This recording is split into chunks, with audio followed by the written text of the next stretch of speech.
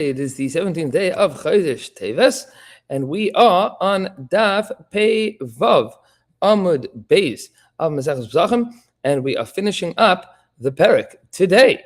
The Gemara had discussed yesterday a machlokes between the opinions of Rabbi Yehuda and Rabbi Shimon with regards to what the halacha is of a group of people eating Korban Pesach together.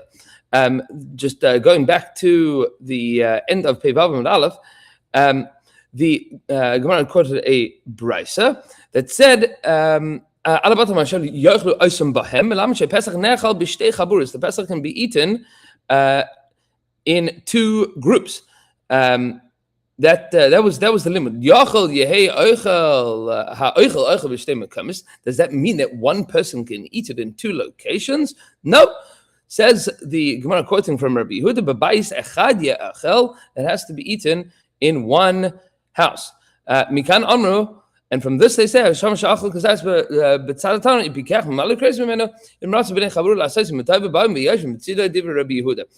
is of the opinion that once you have established your place of where you are going to be sitting and eating the Korban Pesach, you cannot go anywhere else. And Rabbi Shimon says,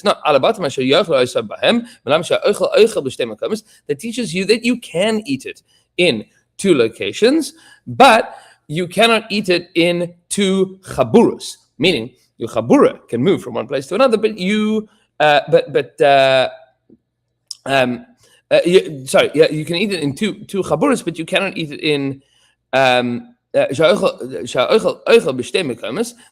the person eating it can eat it in more than one location, but not in more than one chabura.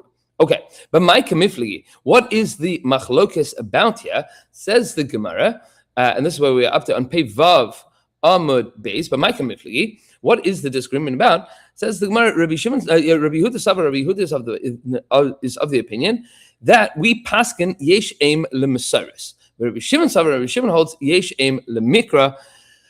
That is the machlokes. This is the machlokes that is methodologic across all of Shas, whether we hold of yesh aim lemikra or yesh aim lemesaris. What exactly is this machlokes of yesh aim lemikra versus yesh aim lemesaris?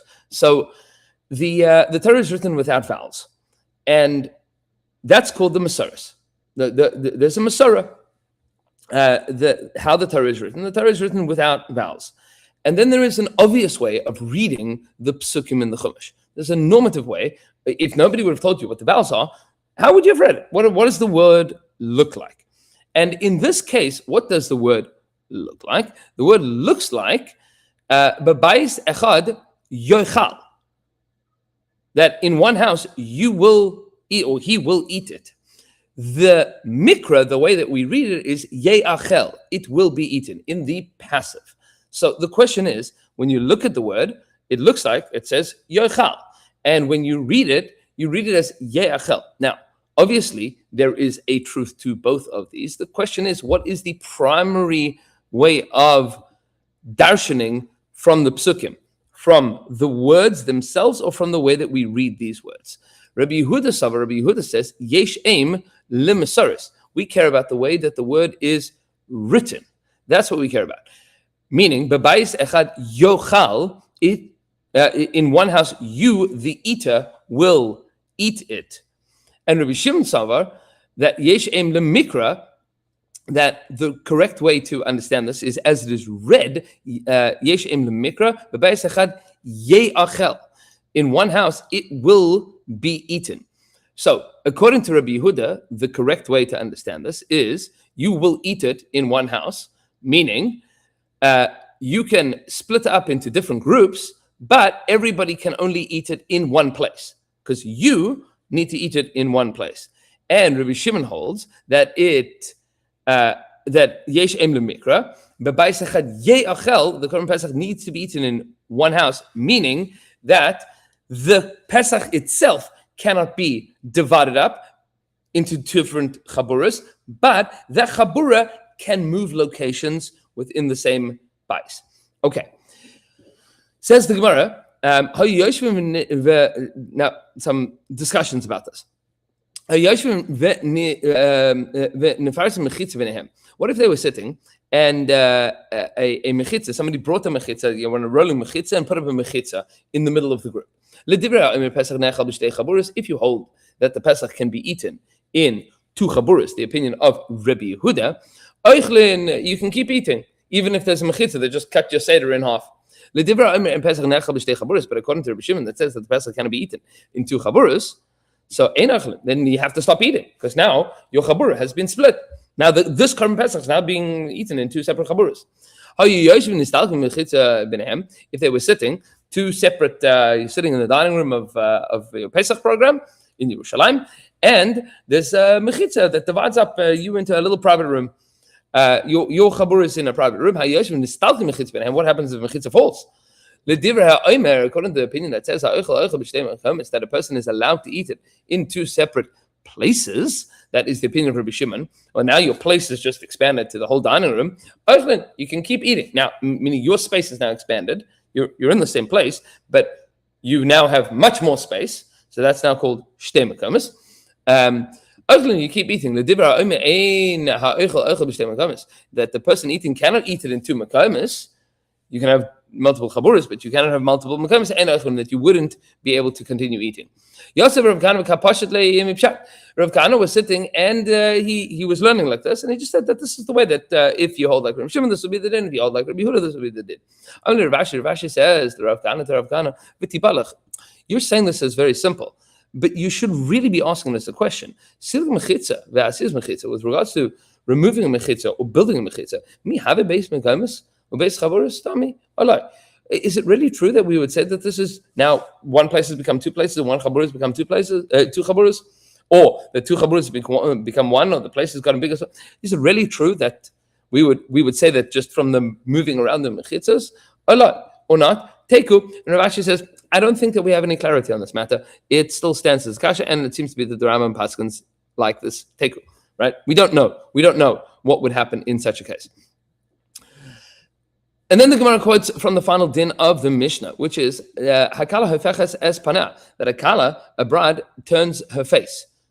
She is allowed to turn her face while eating from the Korban Pesach, and it is not going to be. It's not going to be that we're going to assume that if she turns her face that she's breaking up the chabura. Says the Gemara, my timer, what's the reason that she's allowed to turn her face? Meaning, why is it that this is called normal and it's not breaking up the chabura? Amar Rabbi Chia bar Abba says, Rabbi Chia bar Abba, Amar Rabbi Yochanan, and Rabbi Yochanan nei she busha, because she's embarrassed to be eating in public, meaning to be eating in front of polite company. She's a kala. She just got married, and she's shy. She's nervous about being with her in-laws family, whatever the case is, right? So Rashi says, everybody's looking at the bride. Why are they looking at the bride? So the Tosfos Yantiv says that because she's wearing beautiful jewelry, meaning she's in Shabbat Brachos, she's got all the fancy jewelry, so everybody's looking at her. She's already attracting attention, and she feels embarrassed, so she's allowed to turn her face while she eats. Rav Huna bereid Rav Nasan ikla lebei Rav Nachman Bar Yitzchak. Rav Huna the son of Rav Nachman goes to the home of Rav Nachman Bar Yitzchak. So they don't know him there apparently. I mean, the home of Rav Nachman Bar Yitzchak, they don't know who Rav Huna is. Amrle, they said to him, Mashmech, what's your name? Amarlahu said to them, Rav Huna. Rav Huna, my name is Rav Huna. Amru, they said, Nasiv Mar Apuria. Please, sir, come take a seat on the couch. Yosef, so he sat on the couch. Yovle Kasa, they brought him a cup of wine. Kable, Bechad Zimna, and he accepted it. Meaning he accepted it the first time that they offered it. Rashi says, and he didn't politely decline until they said, no, seriously, come and have a drink. He said, sure, I'd like something to drink. Vishasi betrays Zimne, and he drank it in 2 sips. Meaning, he took his cup of wine and drank in 2 sips. Veloya hadar ape, and he didn't turn his face while drinking.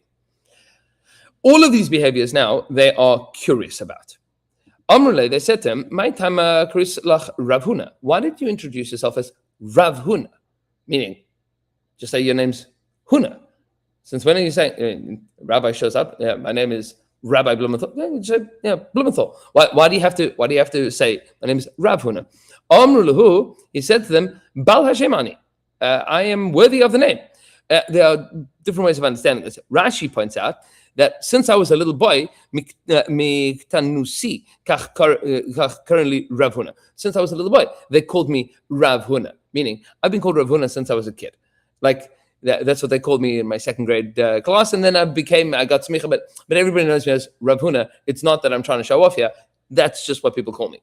Alternatively, there's the Meiri that says that I'm one of the Rosh Yeshiva. Like, for me to not introduce myself as Rav Huna would be weird. Like, I am known throughout all of Bavel as Rav Huna. You don't know me, but if I would have said Huna and you would have said, hey, Huna, how's it going? That would have been, once you found out, you would have been embarrassed. I would have been weirded out. I mean, it wouldn't be good. So I'm introducing myself as Rav Huna. My time, so they said, my time, ki amar lach nesif apuri yas. Why is it that when we said sit on the couch, yasos, you sat? Meaning you should have said, it's okay. Meaning, why don't you, come hang out in the lounge? You should have been. That was gracious of us as hosts, but you should have declined. Meaning out of courtesy. That's not a. All of a sudden, somebody says make yourself at home. You don't just make yourself at home. You say, yeah, it's okay. To politely decline. Amar Louis says, "Kol ma she'omer lach bal habayis aseh chutz mitzeh," because the Maseches derech eretz rabbah, they say anything that the Baal Habayis tells you that you have to do, you do, except for leave. Now, it's an interesting question. What exactly does that mean, to leave? It's in parentheses here. Some of the Mefarshim explain what this means is that if you are lodging at somebody's house and they need your help in the house, you do that. But if they tell you to go and do something outside of the house, like to go shopping or to go pick something up, that you don't have to do because you don't know where you are. But in general, Kol ma she'amar lach bal habayis aseh. You said sit on the couch. I sat on the couch. My time, why is it that when you when you received the cup, you did it the first time, you didn't politely decline? Amarlu, he said, it's polite to decline something from somebody that is not of significant weight, meaning of a lesser person. But you're not going to be Masav L'Gadol, and Rav Nachman Yitzchak is a Gadol, right? He doesn't want to decline from a gadol.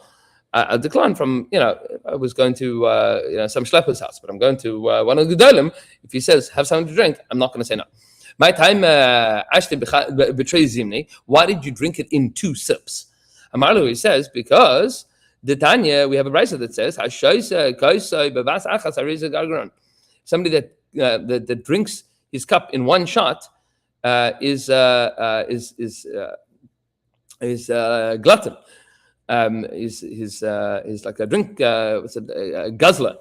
Shnaim, and if you drink it in 2 sips, derech. That's a respectable thing to do. Shloisha. What if you drink it in 3? Migas aruach.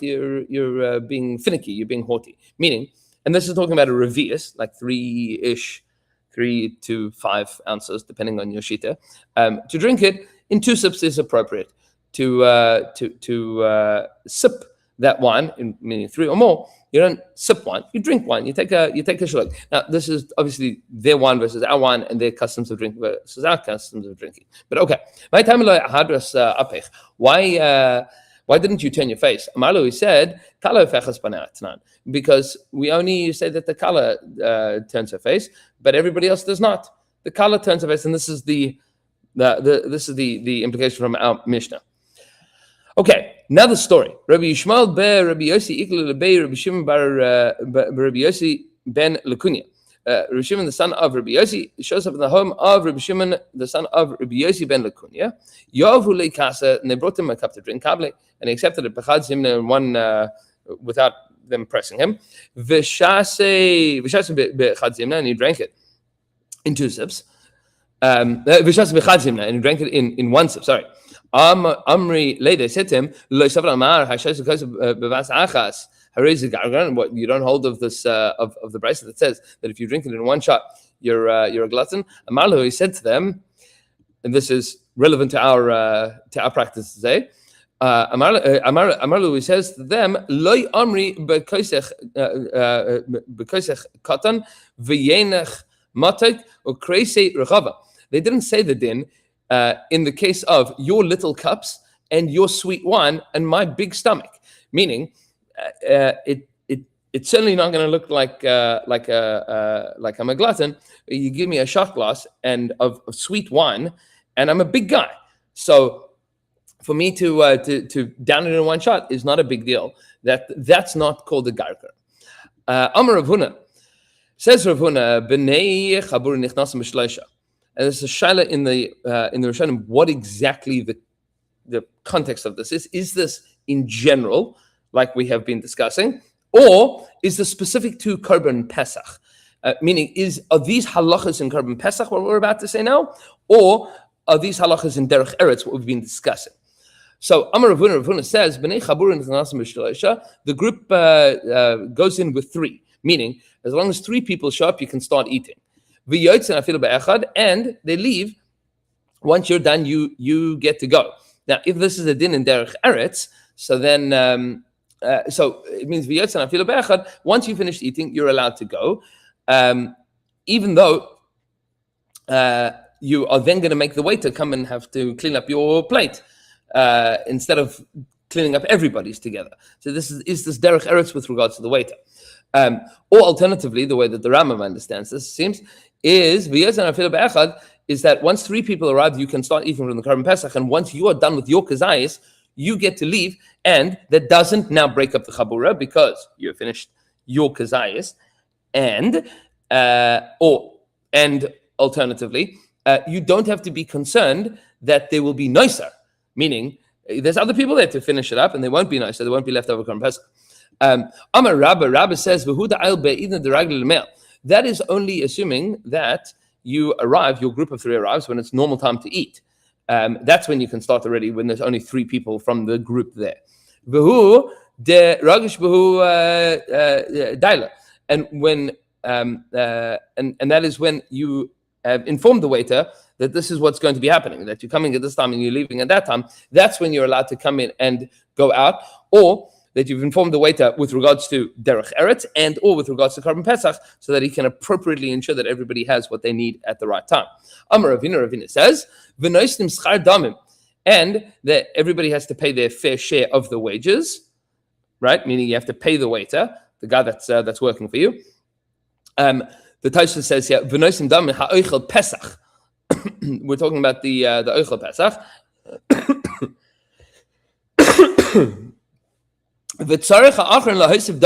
And the last guy has to pay extra. Does that mean that the last guy has to pay the tip, or the last guy has to pay for the extra private service? 2 ways of understanding this. But either which way, we don't paskin like this din of Ravina.